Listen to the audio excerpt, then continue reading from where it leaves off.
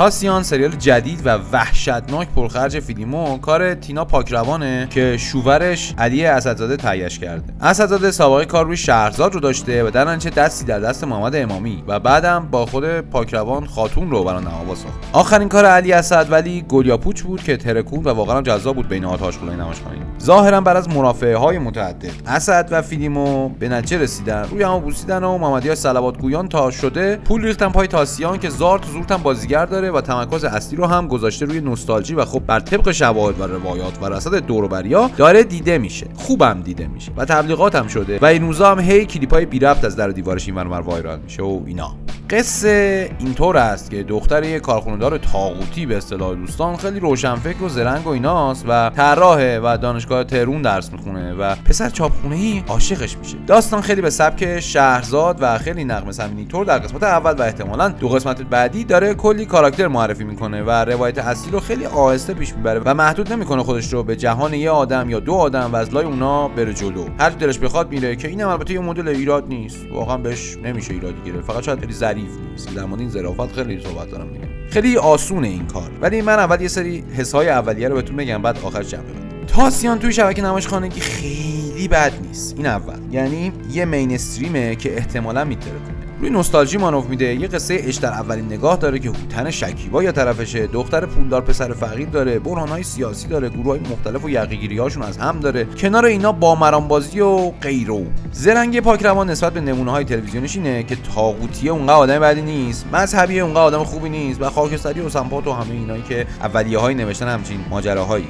یکی دیگه از خوبیاش هم بگم کلوپنش کار میکنه و فکر شده است. حالا چون ما یه قسمت دیدم دارم میگم. یه تویست کوچیک داره، کاراکتراشو معرفی میکنه و یکم درباره لحن کلی و اون خاکستریه که گفتم حرف میزنه. اگه فکر کردی بابا که حمیدیان که بابای دخترت چون عرق خوری یعنی جنازه هم داره میکاره، اشتباه کردی. اون اتفاقا خیلی خانواده دوست و اینا. کارگردانی که منظورم یعنی مدل حرکات و دوربین و غیره جالبه. حالا منظورم میزانسن در مجموع نیست، منظورم فقط جنس مثلا دیزاین حرکات دوربین در واقع. من به شخص واکنتاک مثلا خیلی دوست دارم، نمای واکنتاک طولانی. این گفتگوی طولانی حمیدیان و عشق من رضا بهبودی رو ببینید. جالبه، فضا میسازه، اکتیو، داره کاری میکنه. هم از مدل رابطه باباه و سیبیلوه میگه و هم رابطه‌شون با فضا و کارگر. از اینجور پلانا قسمت اول سریال زیاد داره و بعدی هم نیستن. به موقع معمولا و کاری که باید بکنن رو میکنن. همینا رو گفتم که بگم احتمالاً تا اینجا این جالب ترین سریال شبکه نمایشخانگیه این روزهاست البته از نظرم. ولی این به این معنا نیست که ازش خوشم بیاد یا فکر کنم کار خوبیه. اینکه شبکه نمایشخانگی پر از زباله است دلیل این پیروزی بزرگه و توی شهر کورا یا چش پادشاهه و غیره که میدونی.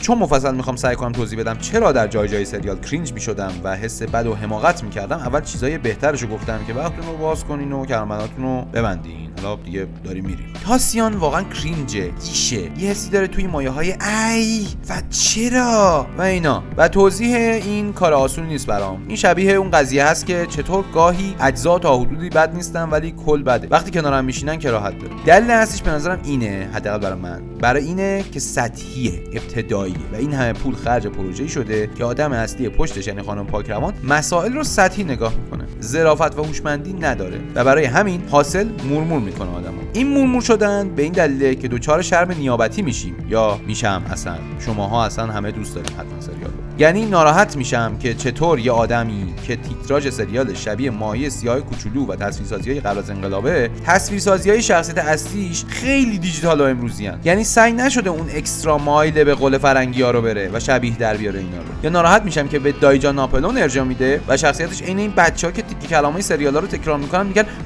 مومنت که ثابت کنن دیدم واقعا. اونم با کی؟ دایجان ناپلون من؟ مومنت. یا گاو مش حسنم و اون آیه شکیبا میگه و غیره. من گاو مش حسنم.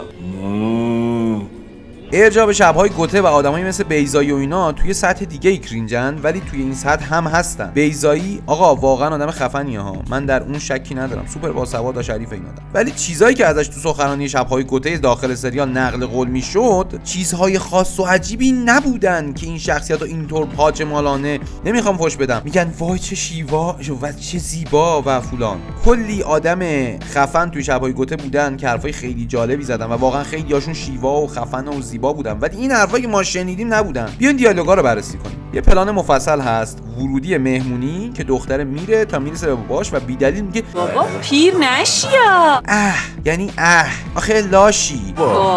ببخشید می‌خواستم فوش ندم. مثلا شما فکر کنی همون نما رو چه پلان طولانی جالبیه. ببین با وجودی که من اصلا حالا با اون مدل حجاب و فلان و ایناش کاری ندارم، فقط نما رو ببینید که به هر حال آدم‌ها رو آشنا می‌کنه، اون کاری که حسن وحدتی نمیتونست بکنه رو این کارا داره انجام میده. ولی این خیلی ابتداییه، این خیلی اولیه است. یا مثلا پانتا پناهی‌ها که به نظرم بازیگر خیلی خوبیه، میخواد لباس انتخاب کنه برای دختره توی این زنه. ببینمت. چشاتو ببند. و انگار نویسنده لای آدما زندگی نکرده. همون واکنتاکی که دوست داشتم رو یادتونه؟ ببین چطور با بی سلیقگی این نویسنده خراب میشه. میبینیم که یه کارگری اعتراض میکنه و میگه حداقل حقوق رو سر وقت بدین و بعد تبدیل میشه به یه بحث احمقانه و ساده انگارانه درباره کمونیسم و غیره. بابا کمونیسم چیه؟ پول کارگرتو بده. خب اتفاقا نکته جالب میتونست برام این باشه که خب بابک حمیدیان که یادمونه اون خاکستری است، اون عرقخوره است که آدمی بدی نیست. چرا کارگراش معترضن؟ پولشون رو داده یا نداده؟ چرا بهونه میگیره؟ چی شده پول نداده؟ چرا شاکی شدن؟ خب این که به نظر پولدار میاد، خب پول کارگراشو میداد. در واقع منظورم اینه که جزئیات واقعی از چیزی که داره اتفاق میفته بده، نه کلیات چوسان فسان درباره طبقه. در واقع رابطه حمیدیان و بهبودی که گفتم عشق منه رو در لابلای جزئیات استبلیش کن، نه کلیات. این حرف اصلی منه درباره این سریال. راستشو بخوام ظرافت در چنین سریالی یعنی اینکه روابط و شرایط اجتماع رو در لابلای موقعیت خاص شخصیت‌ها معرفی کن و بذار پس زمینه بمونن اون چیزا. پس زمینه بعداً میتونه بیاد جلو، ولی نه بی دلیل. با واسطه شخصیت‌های زنده‌ای که با هم مراوده دارن و خودآگاهن و اینقدر نسبت به پس زمینه‌ها ریاکتیو نیستن میتونه این اتفاق بیفته. اینا اکسپوزیشن‌های بدن، اینا سوار قطار نوستالژی شدنن بدون اینکه شخصیت رو محور اصلی قرار بده. بی‌ظرافتی یعنی اینکه دختره که از رنگ آبی چاپ ناراحته رفته اعتراض کرده که دوباره چاپ بشه، خیلی قاطی و شاکی. بعد چاپ که میکنن میگه وای چقدر زیبا شده. این تازه شده چیزی که سفارش داده بودی. نباید خوشحال بشی از این، که باید بگی مرسی، چه عجب وظیفه اولیتون رو درست انجام دادین. رنگ آبی که من بهتون داده بودم الان آبیه. نویسنده در این حد شخصیتاشون رو نمیشناسه. عدم ظرافت یعنی بافت بصری ذره‌ای به قبل از انقلاب نمیبره. طراحی صحنه نه ها، بافت بصری، تصویر شارپ و 16:9 و همه چی. خب بابا ما اگه تو نمیخوای رو نوستالژی مانور بدی، 4 تا گرین بنداز تو تصویر، نسبتشو یه ذره عوض کن، یه ذره پر کنتراست‌تر بگیر، یه کم بازی کن با این. اصلاح رنگ امروزیه، تصویرها امروزیه و در نتیجه بافت بصری بر نمیگرده.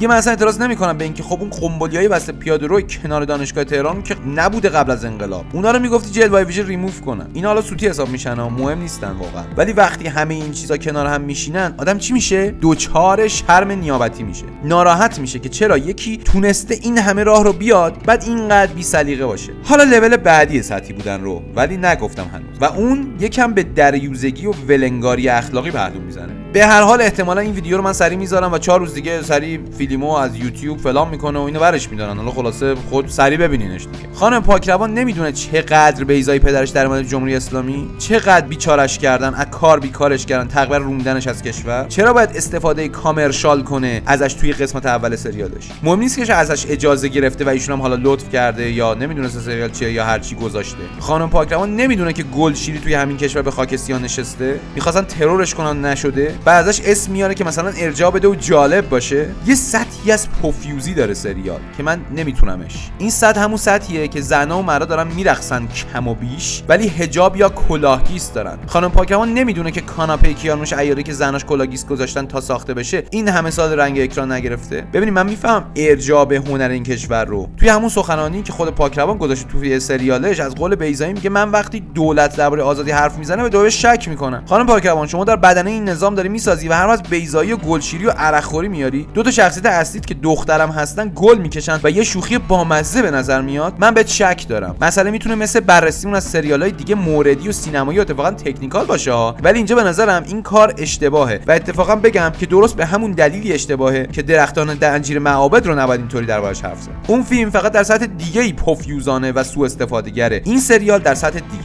خانم پاکروان داره سوء استفاده میکنه، داره حرفا، دوره و فرهنگ که واقعا با ارزش و جالب و هیجان انگیزن رو سطحی میکنه، فست فود میکنه، به خور مردم میده. اینکه منم دوستش دارن اهمیتی نداره. منم فست فود دوست دارم ولی میدونم برام خوب نیست و سعی میکنم نخورم. رفقا تاسیان براتون خوب نیست و اینا. حالا طرفدارای سریال میریزن زیر. به به چه عشق و حالی، چه عشق و حالی. مراقب باشین. ویدیو رو دوست داشتین لطفاً لایک کنین و اگه خیلی دوست داشتین به دوستاتون کانالمون رو معرفی کنین و فعلا خداحافظ.